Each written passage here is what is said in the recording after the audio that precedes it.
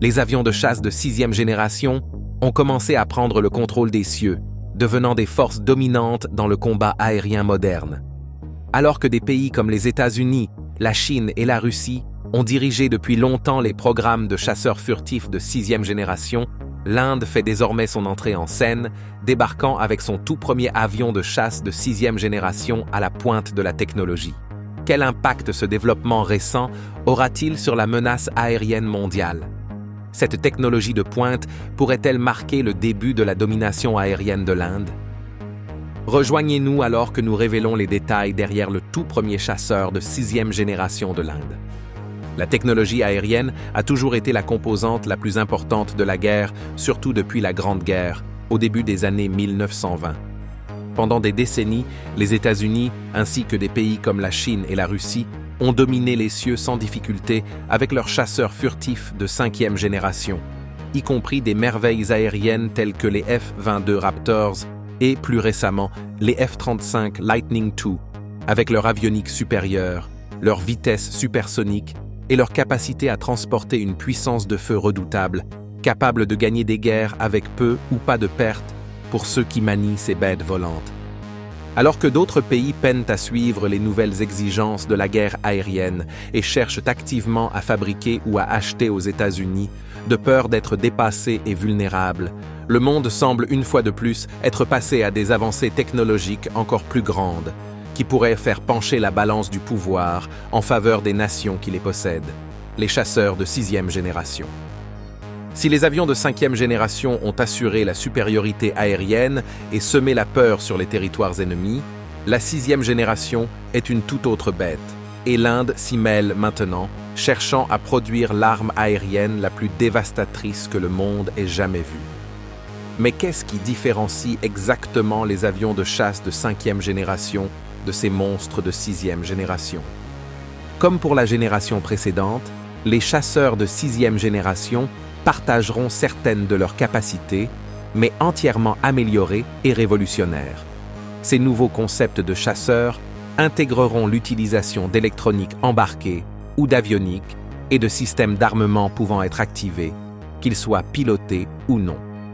Bien que de nombreuses rumeurs circulent sur une augmentation radicale de la vitesse ou des performances de vol des chasseurs de 6e génération, celles-ci sont totalement erronées. La 6e génération se concentrera plutôt sur l'amélioration de la technologie furtive, de manière à ce qu'ils soient presque totalement indétectables par le radar, l'infrarouge ou tout autre type de technologie de déni d'accès aérien, couramment utilisée à travers l'Europe et les régions Indo-Pacifiques de nos jours. Mais comment cette nouvelle génération de chasseurs fera-t-elle évoluer le furtif? Pour les avions de chasse, le mode furtif est rendu possible par différents mécanismes. Cependant, le plus fiable a toujours été le design même des avions. Les cellules sont souvent caractérisées par une structure en forme de diamant ou de delta modifiée. Ces structures sont intentionnellement conçues avec des dérives verticales inclinées afin de minimiser la signature radar, les rendant quasiment indétectables, comme s'ils volaient sous les radars. Si les versions sans dérive et en forme de diamant sont utiles pour la furtivité, la détection thermique joue également un rôle crucial lorsqu'il s'agit de dissimuler un aéronef.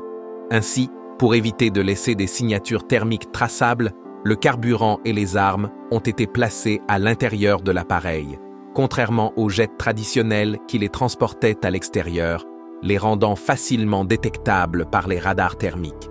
Cependant, avec les jets de 6e génération, il est probable que les dérives verticales soient complètement supprimées et que les aéronefs soient redessinés pour paraître encore plus petits et presque invisibles, tout en recouvrant leur structure de matériaux de nouvelle génération qui les aiderait à contrôler l'échauffement aérodynamique à des vitesses hypersoniques, bien au-delà de Mach 6.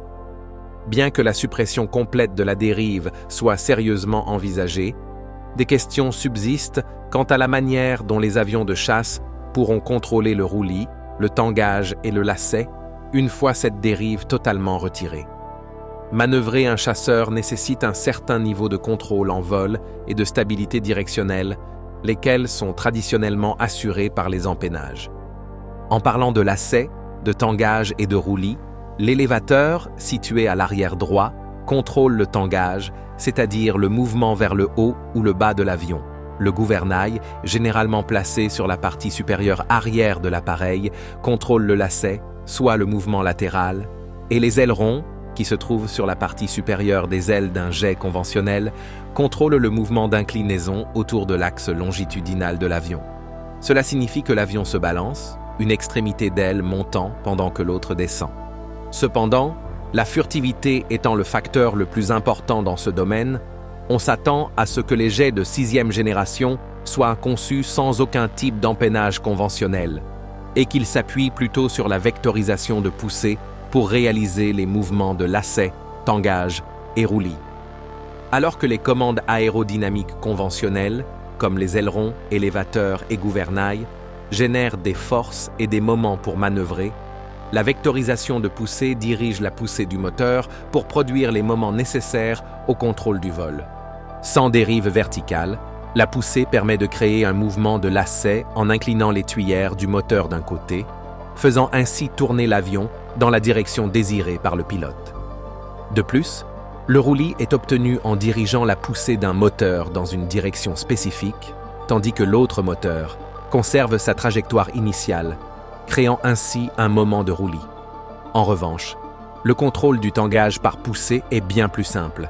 Il suffit d'incliner les tuyères vers le haut ou vers le bas, permettant à l'avion d'ajuster son altitude. Bien que les avions de chasse de 5e génération aient expérimenté le contrôle par poussée, ils n'ont pas encore réussi à se passer totalement des commandes aérodynamiques conventionnelles pour les mouvements de lacet, de tangage et de roulis. C'est pourquoi ils conservent les dérives. Par exemple, le F-35 Lightning II, souvent considéré comme l'emblème des chasseurs de 5e génération, utilise une combinaison d'aérodynamique classique et de poussée vectorielle pour contrôler le vol. Bien qu'il utilise régulièrement son gouvernail, ses dérives verticales et ses flaperons pour le contrôle de l'altitude, du mouvement latéral et vertical, ce jet utilise aussi la poussée vectorielle lorsqu'il passe en mode stationnaire pour des missions de renseignement, de surveillance ou de reconnaissance. Cependant, la 6e génération représente un changement de paradigme, et l'Inde a fait irruption sur la scène avec le lancement de son propre chasseur furtif de 6e génération, dans le but de contrer la menace aérienne dominante non seulement des États-Unis, mais aussi de la République populaire de Chine, avec laquelle elle est en confrontation militaire à cause de leurs frontières disputées dans la région himalayenne. Bien que les deux pays aient évité avec prudence une guerre à grande échelle, la rumeur dit que chacun sait qu'il est capable d'infliger une destruction mutuelle assurée grâce à sa puissance militaire. La Chine, quant à elle, a souvent exhibé ses prouesses militaires, notamment avec des prototypes récents d'un possible chasseur de 6e génération défilant dans le ciel, lançant ainsi un avertissement sans équivoque aux combattants adverses qui oseraient envisager un affrontement aérien. Cependant, l'Inde a réagi, et de manière tonitruante, en révélant qu'elle développe un monstre aérien de 6e génération. L'Advanced Medium Combat Aircraft, appelé AMCA à l'Inde, souvent considéré comme un centre technologique, était ironiquement en retard par rapport aux États-Unis et à la Chine en matière de conception d'armes et de guerre aérienne. Mais les temps ont changé. Elle poursuit désormais activement un chasseur de 6e génération qui rehausse son statut parmi les grandes puissances, comme les États-Unis, la Russie et la Chine. Ayant pris conscience de leur retard, surtout dans le domaine aérien, ils ont décidé de se retrousser les manches. Pour contexte, un tournant a eu lieu le 13 avril 2025, lorsque le Dr Samir Venkatapati Kamath, président de l'Organisation de recherche et de développement pour la défense, a présenté à Kurnool, dans l'État d'Andhra Pradesh, la démonstration en direct d'un puissant système d'armes laser de 30 kW capable de détruire en plein vol missiles ennemis et essaims de drones. Cette fois, l'Inde a vraiment mis au point un système d'armes à la hauteur des superpuissances. Et le Dr Kamath ne s'est pas arrêté là. Il a dévoilé la feuille de route de conception et de lancement du chasseur Advanced Medium Combat Aircraft de 6e génération, qui sera le premier appareil combinant les 5e et 6e générations, un véritable monstre aérien. révélant l'ambition soudaine de l'Inde de produire des armes de destruction massive, non seulement pour défendre son territoire face à toute influence étrangère, mais aussi pour avancer dans le domaine de l'armement. Le docteur Kamat a expliqué combien il était difficile de produire un chasseur de perfection à partir de zéro, affirmant que cela demandait entre 10 et 15 ans, partout dans le monde. Pourtant, l'AMCA n'a obtenu le feu vert pour sa production qu'en 2024, ce qui signifie que sa production la plus réaliste serait autour de 2035. Alors que la foule enthousiaste applaudissait et exprimait sa fierté nationale, le docteur Kamat a évoqué le type de moteur prévu pour l'AMCA, expliquant que ce moteur confère à l'appareil une orientation totalement différente en tant que chasseur de 6e génération, bien au-delà de son design initial de 5e génération. Mais qu'est-ce qui rend cette proposition si décisive pour les Indiens? Bien qu'une nouvelle génération soit souvent qualifiée de mise à jour, les chasseurs de 6e génération, en particulier l'AMCA indien, vont bien au-delà d'une simple amélioration. Ils représentent un tout autre niveau. Certains chasseurs de 5e génération ont déjà flirté avec l'idée de moteurs hypersoniques sans combiner turboréacteurs et statoréacteurs, ou avec le combat assisté par intelligence artificielle, mais peu ont réussi, d'où l'avènement des appareils de 6e génération. Selon le docteur Kamat, ce chasseur indien de 6e génération disposera de toutes les capacités attendues, vitesse hypersonique rendue possible grâce à un nouveau moteur encore inexistant, une intelligence artificielle capable d'assister les pilotes en réagissant aux menaces, en prenant des décisions en une fraction de seconde, voire en gérant des tâches comme le ravitaillement, avec peu ou pas d'intervention humaine. Bien que cela ressemble à de la science-fiction, le docteur Kamat a présenté ce superjet comme une potentielle balle magique de la guerre. De plus, ce chasseur devrait bénéficier d'une connectivité totale, pouvant servir de base mobile de commandement aérien, volant à haute altitude de manière indétectable et coordonnant des essaims de drones ou des armes laser, déversant littéralement le feu sur l'adversaire. L'un des atouts majeurs de cet appareil réside dans ses systèmes d'armes, notamment l'intégration d'armes laser et micro-ondes. Alors que la plupart des pays semblent encore loin de maîtriser les armes à énergie dirigée, DEW, l'Inde intégrera ses armes de nouvelle génération, dévoilées le 13 avril 2025. Ces armes sont des dispositifs de destruction à distance, infligeant des dégâts par énergie concentrée sans projectiles solides, laser, micro-ondes, faisceaux de particules, faisceaux sonores. Elles pourraient cibler le personnel, les missiles, les véhicules ou les dispositifs optiques. Bien que la guerre ait toujours impliqué tactique et armement, la perte continue de vies humaines pèse lourdement sur les nations en conflit. C'est pourquoi les nouvelles technologies de chasseurs ont intégré des appareils pilotés et non pilotés. Imaginez un chasseur capable d'être piloté à distance depuis une base aérienne dans son pays d'origine, semant la destruction sans qu'un pilote ne soit physiquement à bord. Depuis toujours, les pilotes ont été abattus en plein vol, entraînant des pertes humaines tragiques. Mais un jet de 6e génération, capable de parcourir des distances bien plus grandes que ses prédécesseurs sans pilote à bord, pourrait révolutionner complètement la guerre aérienne.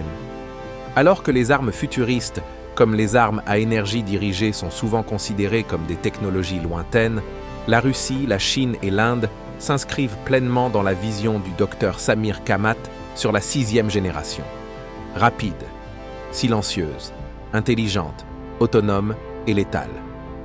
Bien que l'Inde ait ouvertement défié le statu quo en se hissant parmi les grandes puissances avec son Advanced Medium Combat Aircraft, comment a-t-elle surmonté les défis liés à sa conception et à son développement? Le travail de conception de l'AMCA, initialement présenté comme un chasseur furtif de 6e génération, a été achevé en 2023 et approuvé pour le développement de prototypes en 2024, après l'allocation d'un financement de 1,8 milliard de dollars. Mais depuis la révélation du Dr Kamat à l'Andhra Pradesh, de nombreuses spéculations suggèrent que ce chasseur, à l'origine de 5e génération, pourrait bien embarquer un moteur de 6e génération adapté à un appareil piloté ou non piloté, en faisant une véritable anomalie et un tournant majeur comparé à tous les jets produits ces 5 dernières années. L'Inde serait-elle en passe de dominer le ciel? Et si ce n'est pas encore le cas, à quel point est-elle proche d'un bouleversement du rapport de force aérien mondial? Comme tout appareil aérien, le succès du chasseur furtif de 6e génération indien dépend en grande partie de son moteur.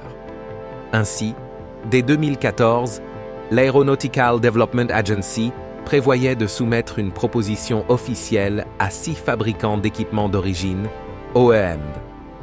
Les moteurs recherchés devaient atteindre une poussée de 105 kN, pour un poids maximal au décollage d'environ 24,2 tonnes, le poids limite de l'appareil au moment du décollage.